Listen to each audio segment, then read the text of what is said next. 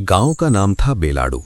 कोई मशहूर जगह नहीं, कोई टूरिस्ट स्पॉट नहीं, बस एक ऐसा गांव जहां सुबह सूरज निकलने से पहले लोग उठ जाते हैं और रात को खाना बनते बनते ही नींद आ जाती है। 4 कच्ची गलियां थीं, जिनमें से 2 गलियों में बारिश आते ही कीचड़ भर जाता था। बीच में एक तालाब था, जिसके पानी का रंग कभी साफ नहीं दिखता, पर गांव वालों की उम्मीद उसमें भी तैरती रहती थी। तालाब के पास एक पुराना पीपल था, जिसके नीचे लोग बैठकर दिन की सारी परेशानी निकालते थे। किसका कर्ज बढ़ गया, किसकी फसल खराब हो गई और किसके घर चूल्हा नहीं चला।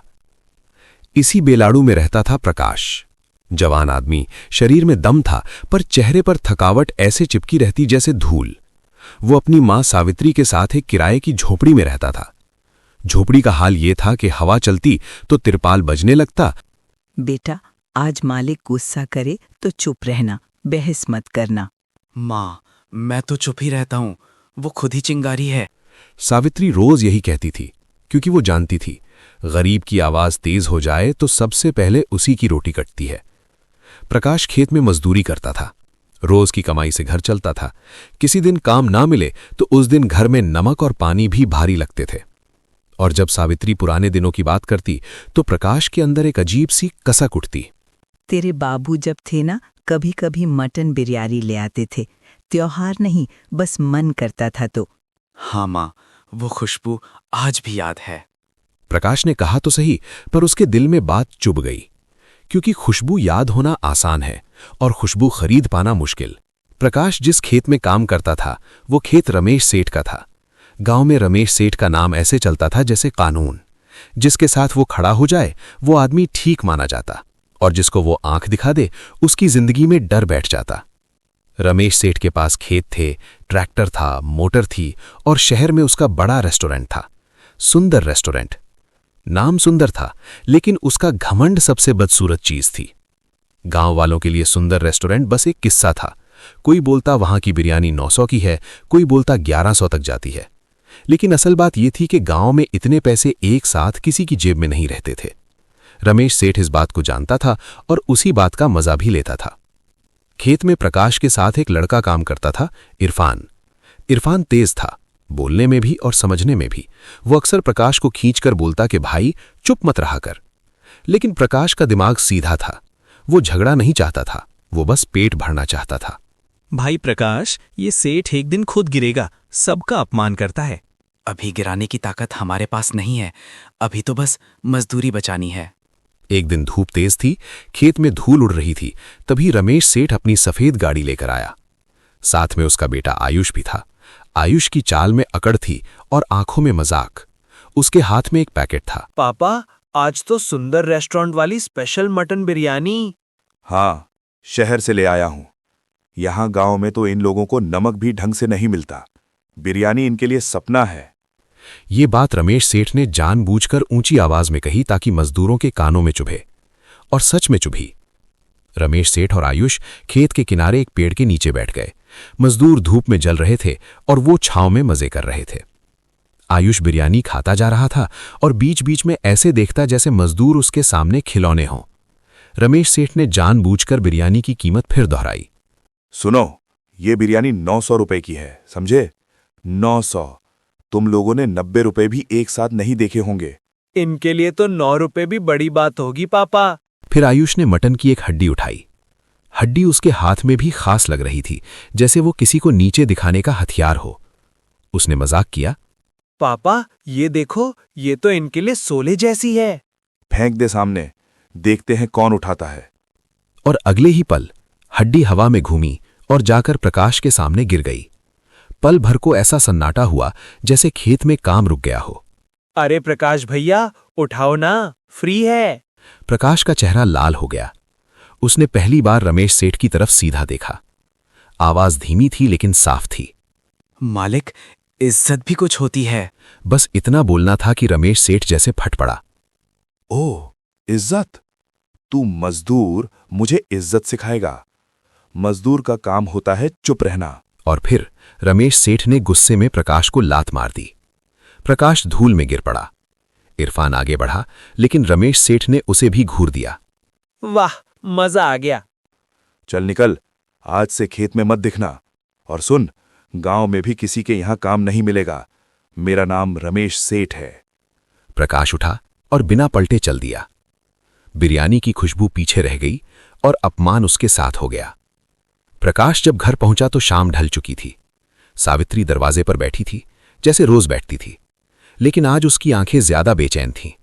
प्रकाश को देखते ही वो उठ खड़ी हुई। फटा कपड़ा, छिला हाथ। अरे ये क्या हुआ? कपड़ा क्यों फटा है? हाथ पर चोट? माँ, नौकरी चली गई। सावित्री के चेहरे से रंग उतर गया। प्रकाश ने पूरा किस्सा बता दिया। बिरयानी, मजाक, हड्डी, लात निकाल देना। सावित्री पहले चुप रही, फिर उसके गालों से आंसू उतरने लगे। हम गरीब हैं तो क्या इंसान नहीं हैं? माँ, अब रोने से क्या होगा? कुछ न कुछ तो करना पड़ेगा। उस रात चूल्हा नहीं जला। सावित्री ने कहा कि पानी पीकर सो जाओ, सुबह कुछ सोचेंगे। लेकिन सुबह एक और चोट लेकर आई। सुबह सुबह झोपड़ी का मालिक बबलू आया। उसकी चाल में घमंड नहीं था, डर था। रमेश सेठ का डर। प्रकाश, सामान बांधो, शाम तक झोपड़ी खाली चाहिए। क्यों? किराया तो हम देते हैं। सेठ का फोन आया है, बोले हैं इनको निकाल दो। बबलू, 2 दिन का वक्त दे दे, हम कहाँ जाएंगे? नहीं दे सकता, शाम तक खाली। बबलू चला गया। सावित्री वहीं बैठ गई, जैसे पैर कट गए हों। प्रकाश को समझ आ गया, अब गांव में उनके लिए कुछ नहीं बचा। शाम तक सामान बंधा, झोपड़ी खाली हुई और दोनों सड़क किनारे आ बैठे। प्रकाश ने कहा, अब शहर चलते हैं। गांव में रमेश सेठ का डर बहुत है। शहर में कम से कम मजदूरी तो मिलेगी। सावित्री ने कुछ नहीं कहा, बस झोला उठाया और चल पड़ी। दोनों पैदल निकले। देर शाम होने लगी, पैर दुखने लगे। तभी सड़क किनारे एक पुराना सा घर दिखा। घर के बाहर एक बूढ़ी औरत खड़ी थी। उसने दोनों को देख लिया। अरे तुम लोग यहाँ ऐसे क्यों बैठे हो?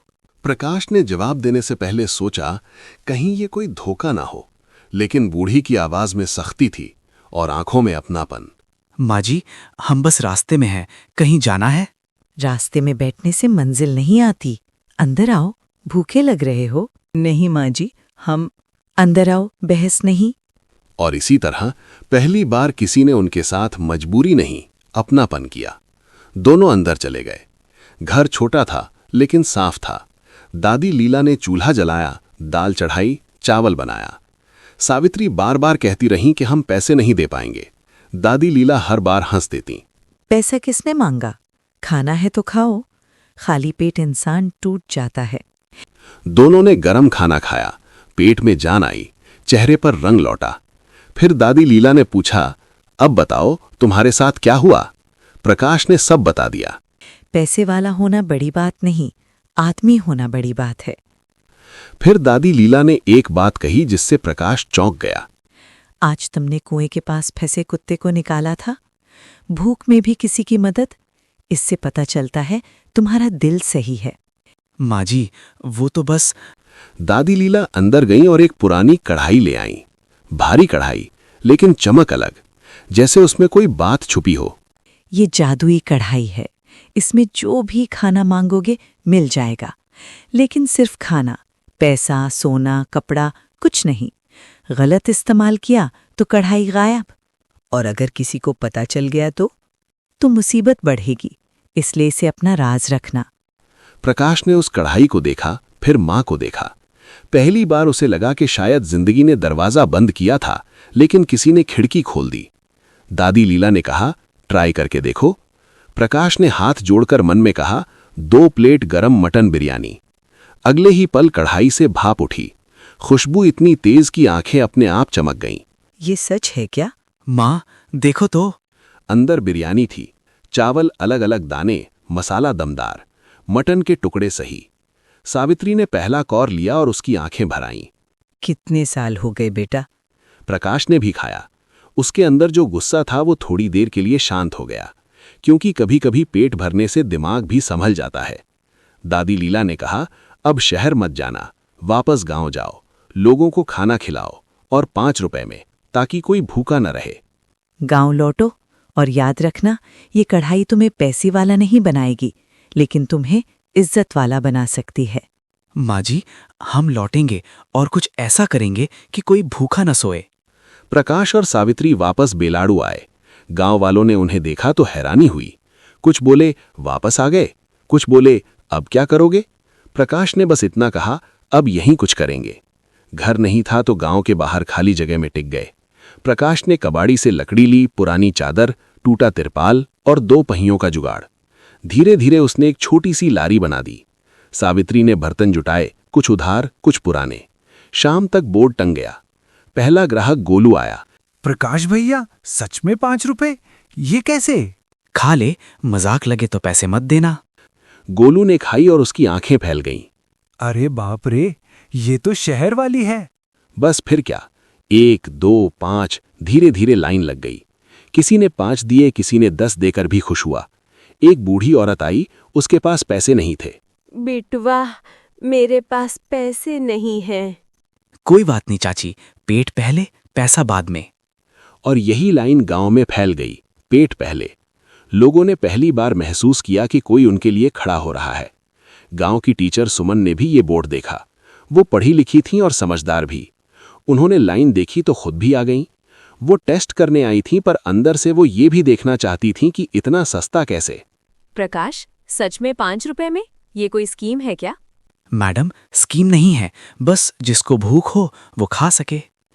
सुमन ने खाया, स्वाद अच्छा था। यही बात रमेश सेठ को अंदर ही अंदर चुभने लगी। रमेश सेठ को खबर मिली।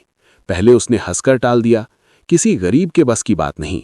फिर जब उसने सुना कि अमीर लोग भी लारी पर जा रहे हैं, तब उसे सच में आग लग गई। 5 रुपए में मटन? झूठ है, ये कोई घटिया चीज डालते होंगे। पापा, लोग हमारे रेस्टोरेंट में कम आने लगे हैं, गांव में ही खा लेते हैं।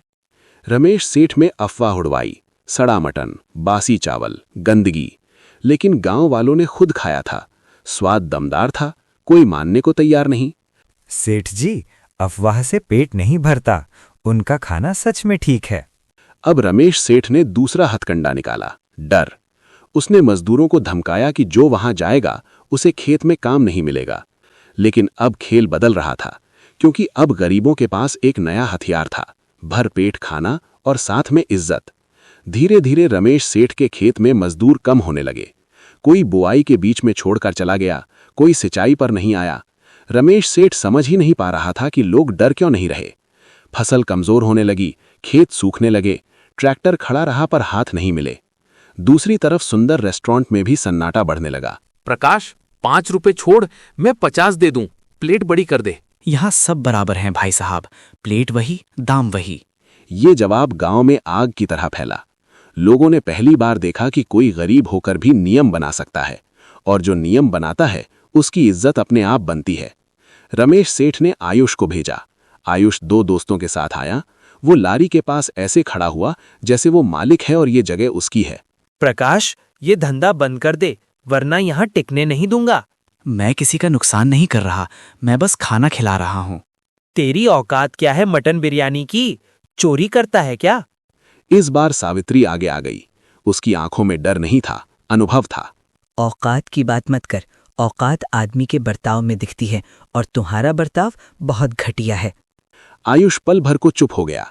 शायद पहली बार किसी गरीब औरत ने उसकी आंखों में आंख डालकर बात की थी। वो हंसकर निकल गया, लेकिन उसका हंसना भी कमजोर था। कल देख लेना, भीड़ नहीं रहेगी। एक रात सावित्री की तबीयत बिगड़ गई, तेज बुखार, बदन टूट रहा था। प्रकाश घबरा गया। उसने सोचा कढ़ाई से खाना निकलता है, लेकिन दवा नहीं। उस रात पहली बार उसे समझ आया कि जादू भी हर चीज नहीं कर सकता। माँ, आंखें खोलो, मैं अभी कुछ करता हूँ। डर मत बेटा, बस पानी दे दे। प्रकाश भागकर सुमन के पास गया। सुमन ने तुरंत गांव के कंपाउंडर राजू को बुलाया। प्रकाश, घबराना मत, हम सब हैं। भाई तू अकेला नहीं है। सावित्री धीरे धीरे ठीक हुई। प्रकाश को समझ आया, कढ़ाई ने खाना दिया, लेकिन लोगों ने भरोसा दिया। यही असली ताकत थी। अरे अम्मा, चूल्हा तो जलता ही नहीं, फिर ये बिरयानी कैसे? मैं पक्का नहीं कह रहा, पर कुछ अलग है। सावित्री घबरा गई। प्रकाश ने तुरंत बात संभाली। भाई, हमारा चूल्हा अंदर है, धुआं बाहर नहीं आता, और मसाला खास है, इसलिए खुशबू ज्यादा है। प्रकाश ने नरेश को एक प्लेट पकड़ाई। नरेश ने खा ली, लेकिन उसकी आंखें अब भी शक में थीं। उस दिन पहली बार जादू का राज टूटने के करीब आया। नरेश सीधे रमेश सेठ के पास पहुंचा। उसने कहा, कुछ तो है, कोई राज है। रमेश सेठ के दिमाग में वही पुरानी सोच, गरीब आदमी मेहनत से नहीं कर सकता। मतलब चोरी है? या कोई गलत तरीका? मैं पक्का नहीं कह रहा, पर कुछ अलग है। रमेश सेठ ने नरेश को मोहरा बना दिया। अब अफवाह का नया रूप आया। ये मेहनत से नहीं, किसी गलत तरीके से कर रहे हैं। लेकिन गांव वालों के लिए ये बातें अब कम असर करती थीं, क्योंकि उनके पेट ने सच चख लिया था। जो भी हो, खाना ठीक है, हमें पेट भरना है, बहस नहीं करनी। उसी दिन बबलू आया। चेहरे पर शर्म थी, आवाज धीमी थी। प्रकाश, गलती हो गई। डर में मैंने तुम्हें निकाला। अगर चाहो तो वहीं झोपड़ी वापस ले लो। ठीक है, लेकिन अब डर नहीं, अब इज्जत से रहेंगे। आयुष फिर आया, लेकिन इस बार अकेला, बिना दोस्तों के। उसके चेहरे पर घमंड नहीं था, थकान थी। प्रकाश, मैंने बहुत गलत किया। मजाक में तुम्हें गिराया, मुझे शर्म आती है। शर्म से कुछ नहीं बदलता, बदलना पड़ेगा। मैं पापा को समझाने की कोशिश करूंगा, सच में। प्रकाश ने पहली बार आयुष को एक प्लेट दी, पैसे नहीं लिए। आयुष ने कुछ बोला नहीं, बस सिर झुका लिया। वो एक प्लेट उसके लिए बिरयानी नहीं थी, वो उसके लिए सबक था। रमेश सेठ के खेत सूख रहे थे, मजदूर नहीं थे, सुंदर रेस्टोरेंट में भीड़ नहीं थी। रमेश सेठ पहली बार परेशान हुआ। उसे समझ आया कि जब लोग मन से दूर हो जाते हैं, तब पैसे की आवाज भी धीमी हो जाती है। एक शाम वो खुद लारी पर आया। वो आदमी जिसने लात मारी थी, आज वही आदमी खुद चलकर आया था। प्रकाश, कहिए। मैं गलत था। मैंने अपमान किया, लात मारी, घर भी छुड़वाया। मुझे माफ कर दो। सावित्री चुप रही। उसकी चुप्पी में बहुत सालों का दर्द था। प्रकाश ने गहरी सांस ली और साफ जवाब दिया, माफी दे दूंगा, पर याद रखिए, लोग लात से नहीं चलते, इज्जत से चलते हैं। रमेश सेठ ने वादा किया कि अब मजदूरों से सही बात करेगा, समय पर पैसे देगा और सुंदर रेस्टोरेंट की कीमतें भी कम करेगा।